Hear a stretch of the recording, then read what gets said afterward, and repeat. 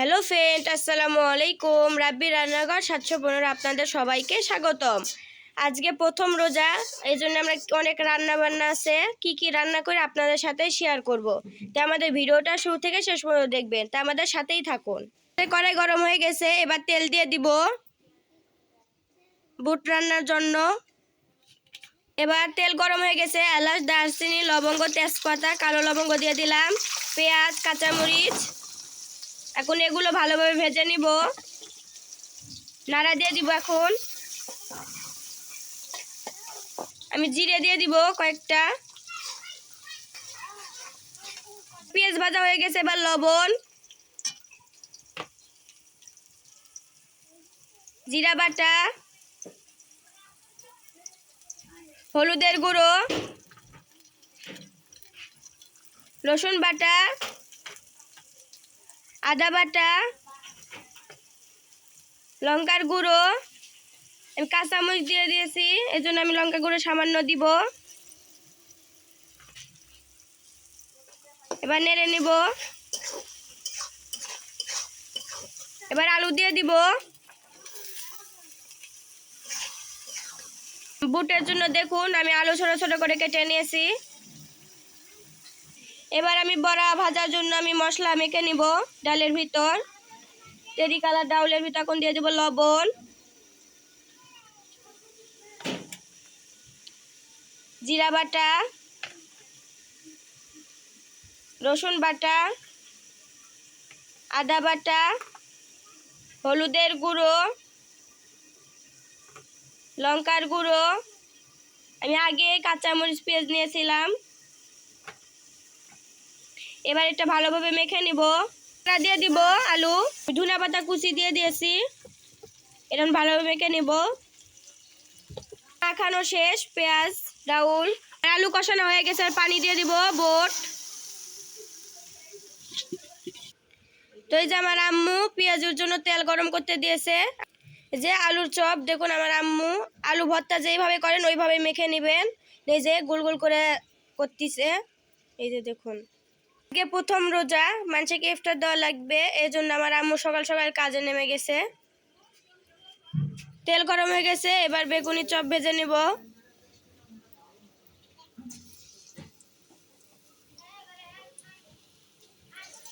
হয়ে গেছে, এবার তুলে নেব। দেখুন কত সুন্দর ফুলছে।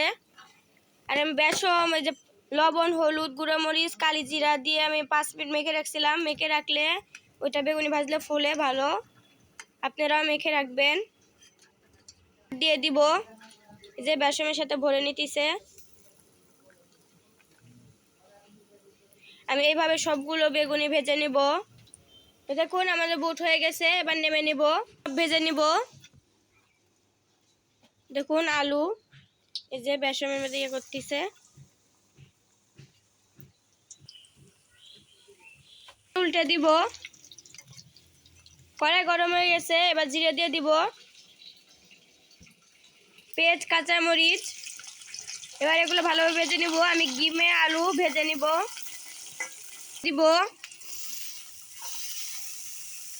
লবণ, হলুদের গুঁড়ো। আলু কতক্ষণ ভেজে নিব, তারপরে আমি গিমে শাক দিয়ে দিব। আর আলুর চাপ হয়ে গেছে, এবার তুলে নিব। বাকি আলুগুলো এইভাবে ভেজে নিব। দেখুন আমার সবগুলো আলুর চপ ভাজা হয়ে গেছে, এবার তুলে নিব। তো দেখুন আমি আলু হালকা করে ভেজে নিয়েছি, এর উপর গিমে শাক দিয়ে দিতেছি। যে এবার পেঁয়াজু ভেজে নিব। তো দেখুন পেঁয়াজি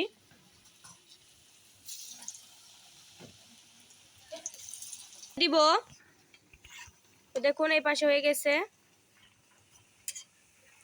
আমার পেঁয়াজু হয়ে গেছে, এবার তুলে নিব। তো দেখুন কত সুন্দর লাল লাল করে ভেজে নিয়েছে। আমি বাকি পেঁয়াজগুলো ভেজে নিব। দেখুন আমি এই সাইজে নিতেছি, আপনাদের যা যা সাইজের মতন আপনারা ভেজে নেবেন। তো গাইস, এই গিমা শাক কার কার পছন্দ কমেন্টে জানাবেন। আমাদের বাসার প্রত্যেকটা মানুষ অনেক পছন্দ করে। আমাদের পেঁয়াজু ভাজা হয়ে গেছে, এবার তুলে নিব।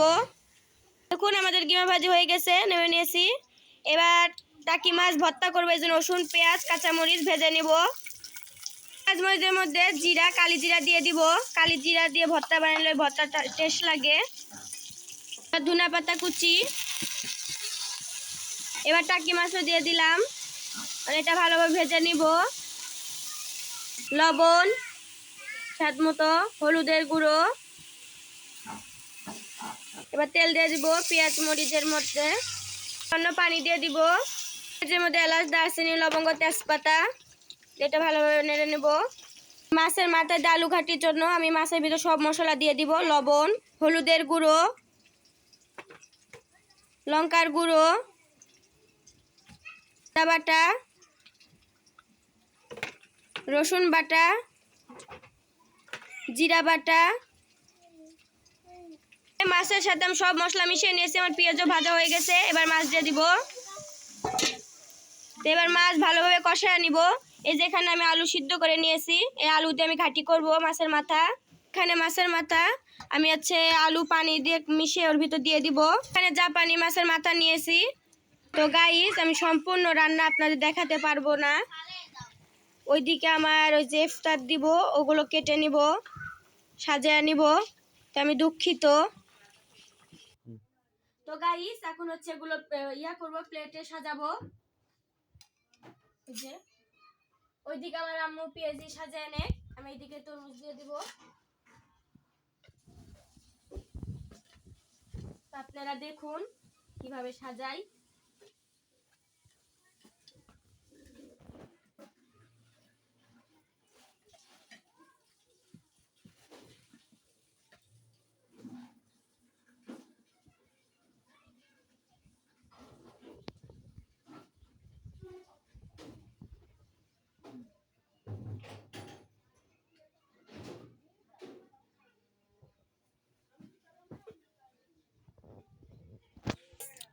তো গাইস, দেখুন আমাদের প্লেট সাজানো হয়ে গেছে। এবার দিয়ে আসবো, তো আমাদের সাথেই থাকুন।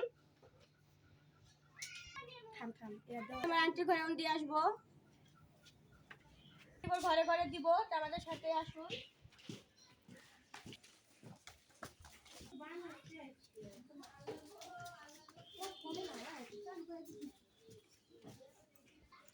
তোমার আন্টি দিয়ে দিব,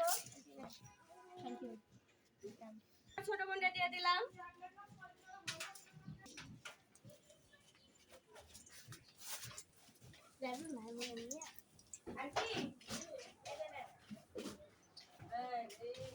আরেকটা আন্টি দিয়ে দিব